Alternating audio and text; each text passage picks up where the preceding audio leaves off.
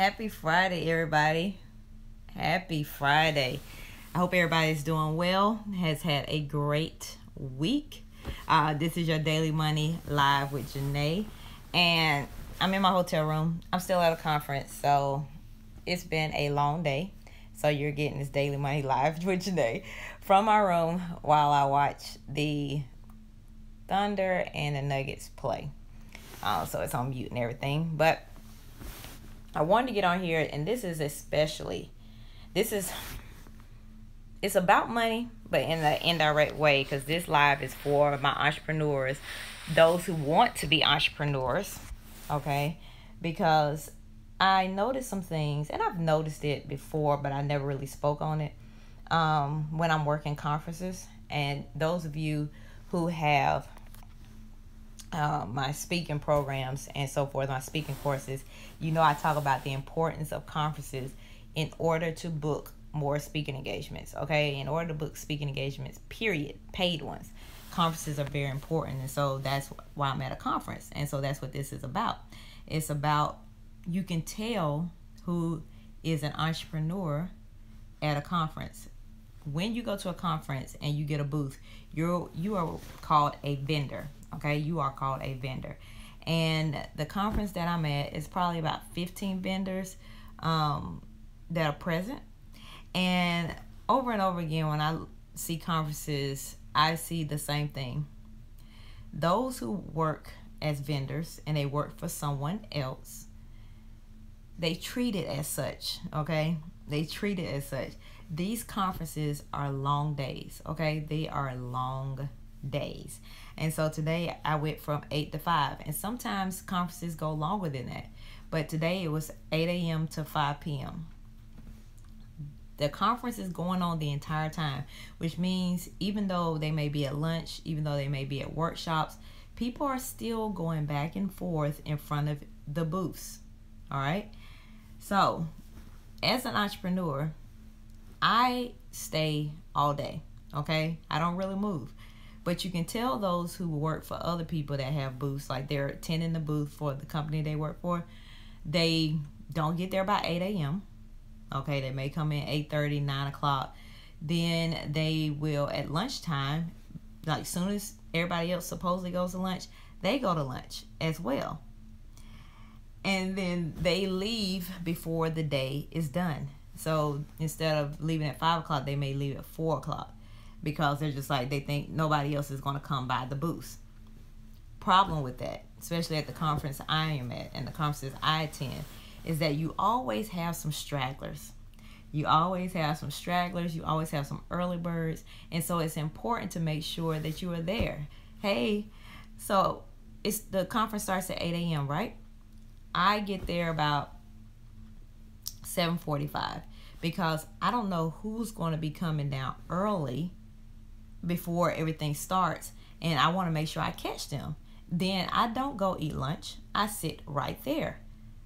I sit right there each and every time during lunch, because there are some people, and today they had a lunch in the ballroom, which means they stayed down there where the vendors were. These people didn't go anywhere. They were downstairs. So people came out to the bathroom. People came out early. And guess what? I and maybe 3 other people were down there out of the 15 vendors. And we got to talk to potential clients while everybody else who works for somebody else went to lunch and missed out on those interactions. They also missed out on interactions in the morning because they came in not at 7:45 a.m., not at 8 a.m. They came at 9 when they thought the people would be going to the first workshop or the first together session. And they missed all of that. And then, of course, in the afternoon, they may have the attendees, excuse me, the attendees may have a workshop at the end of the day, but they still come out of the workshop and come back by the booths. So if you leave early, guess what? You miss your third chance to get another interaction with people who can pay you money, okay? So take me for example. If I acted like I was an entrepreneur, if I acted like the rest of these people who work for somebody else, and I did that, I am missing out on opportunities, thousands, tens of thousands of dollars in speaking engagements, because I'm not showing up on time, I'm leaving during lunch, and I'm leaving early. That's just ridiculous, you know. And so the reason I want to do this Daily Money Live is around this is because anybody who's an entrepreneur out there or wants to be an entrepreneur, things are done a lot differently, okay? You've got to be in the place to be when everybody else is not. I ate today, I had a like bottle smoothie and a croissant for breakfast, and I got that before I got there. I did not eat again until 6 p.m. and when I went to eat dinner. I ate breakfast and then I ate dinner. But guess what? I almost have 2 pages of leads to talk to people, and these are this 2 pages of different people, different potential speaking engagements, which other people who left do not, because they came late, left during lunch, and left early. But they did that because they worked for someone else. And so it's important that if you're an entrepreneur and you're serious about it, you got to understand that if you don't kill it, you don't eat. And if you don't understand that, you will be back working with someone very soon. That's the dangerous part that is missing when people still work a 9 to 5 and they're trying to go full-time entrepreneurship. They tend to forget that mentality of you don't kill it, you don't eat, mainly because there is still a steady paycheck coming in.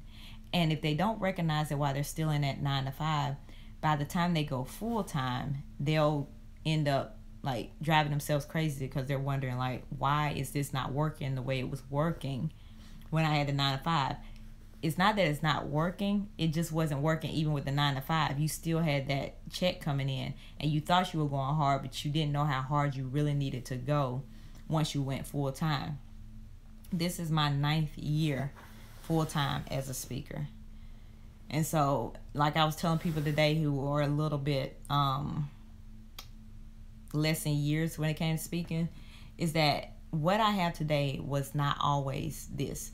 But I went hard at the beginning, and I still go hard now. I went way harder at the beginning because I did not have the same like luxury that I have now, where people are coming to me for speaking engagements more than I'm having to go out and get them.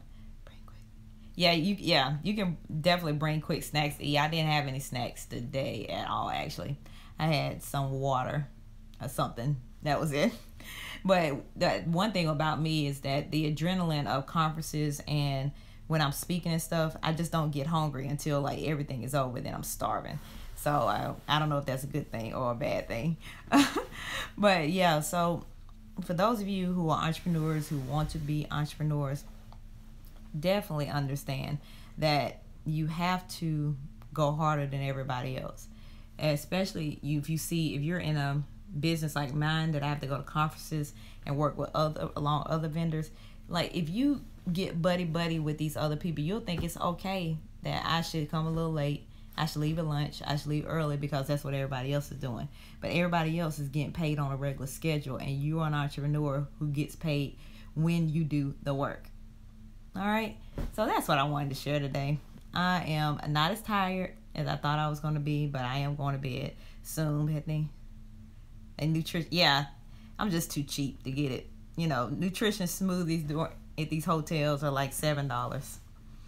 I'm just too cheap. But yeah, but tomorrow I will have a Gatorade. I'm gonna take my Gatorade with me, and I'm going to eat like a real meal in the morning. Probably gonna have something else, and that's gonna help me last a little bit longer. Probably still won't go to lunch and then eat at the airport. But yeah, so that's what I wanted to share. Just the difference in entrepreneurship, real entrepreneurship, when you are responsible for every penny that you bring home. You do things a lot differently. And that's what I was saying. I was talking to the speakers that are a little bit less than years with me, and they were just asking me for pointers and asking how I do this and how I do that.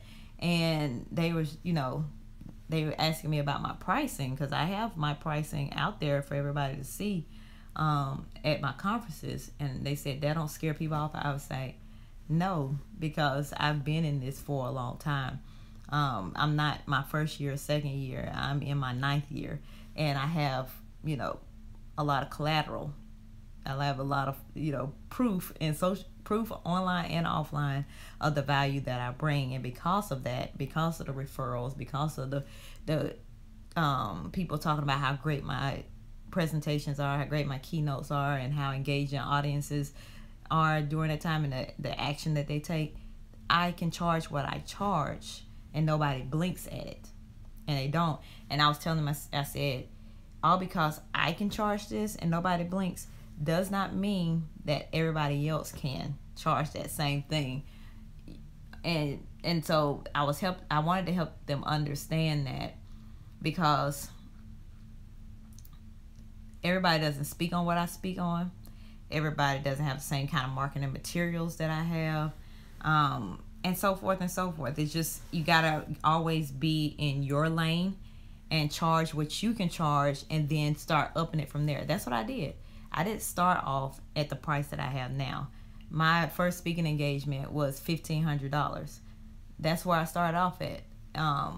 And I mean, of course, it's not $1,500 now, but that's where I started off at. I didn't start off at no $7,000. I started at $10,000. I started off at $1,500 because that was the skill level I was at. And then since then, I have upped it throughout the years. And so I just always whenever I'm talking to a speaker, or I'm talking to somebody in entrepreneurship, I try to help them understand that, is that you price at where you are at, maybe a little bit above where you're at, but don't get outrageous, because then you're just going to turn people off, and then that potential client that you could have had to start building your business may never come back. So I hope you all have a great rest of your Friday, great rest of your weekend, and I will talk to you all soon. For those that just coming on, I talked about the difference between being an entrepreneur and being someone who works for other people, and when it comes to how you work conferences and vending and so forth, being a vendor, but just the overall mentality when it comes to being an entrepreneur. That's what this live was about. So feel free to watch it on the replay, and I'll talk to you all soon. Bye-bye.